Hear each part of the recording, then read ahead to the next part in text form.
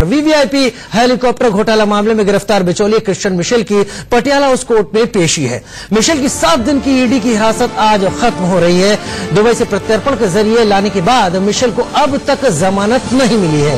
पिछली सुनवाई में ईडी ने दावा किया था कि मिशेल ने मिसेस गांधी का नाम लिया था और एक और शब्द सन ऑफ इटालियन लेडी भी बोला था। उसको लेकर तमाम पूछताछ मिशेल से भी की गई है। क्या निकला उस पूछताछ पे, वो भी सामने आने की उम्मीद है। आज पेश करना है पटियाला हाउस कोर्ट में, क्योंकि इसकी हिरासत की अवधि खत्म हो रही है। अगस्ता वेस्टलैंड हेलीकॉप्टर घोटाले का मुख्य आरोपी है मिशेल। 3600 करोड़ रुपए का ये पूरा सौदा था। इसमें 225 करोड़ रुपए रिश्वत के तौर पर दिए जाने की बात सामने आ रही थी। किस किस को दिया है इसका हिस्सा ये पता कर रहा है। क्रिश्चियन मिशेल ब्रिटिश कंसल्टेंट भी रह चुका है। Italian company Agusta Westland deal में बिचौलिए की भूमिका में था। कौन है, लगातार ग्राफिक्स के जरिए हम बता रहे हैं। आज पेश किया जाना है, वो चीज अलग है, लेकिन ये मिशेल है कौन, ग्राफिक्स के जरिए जानिए। 5 दिसंबर को मिशेल को यूएई से प्रत्यर्पित करके भारत लाया गया था। एक बड़ा घोटाला है, बड़े राज सामने आने की कोशिश है। हेलीकॉप्टर घोटाले का मुख्य आरोपी बताया जा रहा है क्रिश्चियन मिशेल जेम्स।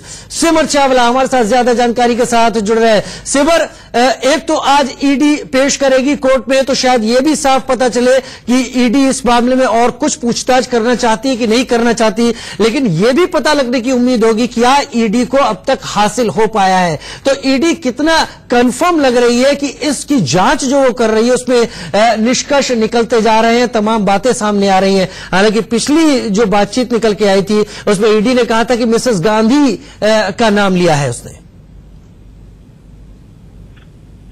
जी बिल्कुल, आज एनफोर्समेंट डायरेक्टरेट जो कि कस्टडी में जिन्होंने कस्टडी में लिया था क्रिश्चियन मिशेल को 7 दिन की कस्टडी मिली थी। पिछली अगर हियरिंग की बात करी जाए तो काफी ज्यादा एक्सप्लोसिव रिविलेशन जो है करे गए थे एनफोर्समेंट डायरेक्टरेट द्वारा।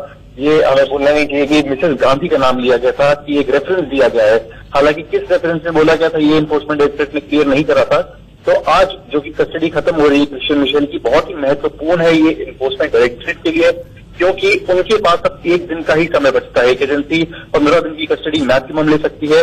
आज 14 दिन की कस्टडी खत्म हो रही है क्रिश्चियन मिशेल की। तो सबसे पहले तो ये देखना होगा कि वो 1 दिन का जो बचा है उनके पास मौका, क्या वो उस कस्टडी को मांगते हैं या फिर नहीं। और दूसरी बात कि क्या रेवलेशन आज कोर्ट में ईडी करती है कि क्या उन्हें इस जांच में हाथ लगा है। क्योंकि हमने एक खबर चलाई थी, हमारे सूत्रों ने बताया था कि इन्फोर्समेंट डायरेक्टरेट को मनी ट्रेल के बारे में भी ज्यादा कुछ जानकारी नहीं मिली है। इसलिए हमने रिवर्स इन्वेस्टिगेशन चालू करी है अगस्ता वेस्टलैंड केस में, कि जब डील कैंसिल हुई थी तो क्या जो ब्राइब है वो वापस दी गई थी, तो उनका पता लगाने की कोशिश करी जा रही है। तो इतना आसान मामला नहीं है।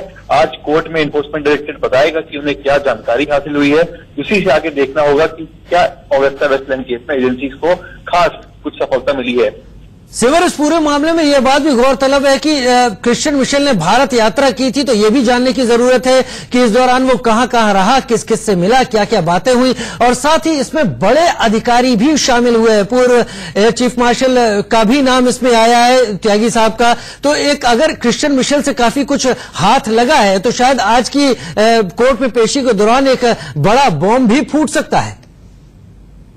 जी बिल्कुल, इसमें कोई दो राय नहीं है। एक्सपेक्ट कर सकते हैं कि काफी बड़े रेवलेशंस, क्योंकि हम बात करें अगर एनफोर्समेंट डायरेक्टरेट की तो उन्होंने पहले ही दिन कोर्ट को बता दिया था कि एक पंडोरा बॉक्स जो है वो खुल सकता है। मतलब कि कितने इसमें जो सीक्रेट्स है वो बाहर आ सकते हैं, जो कोर्ट के लिए भी शॉकिंग हो सकता है। पिछले हियरिंग में मिसेस गांधी का नाम लेके और शायद हमें अब ये उम्मीद रहेगी सिमर की आज की जो पेशी होगी उसमें क्या ऐसा खास निकल कर आता है जिससे इस मामले में कई और कड़ियां खुलती हैं। बहुत शुक्रिया सिमर इस तमाम जानकारी के लिए। और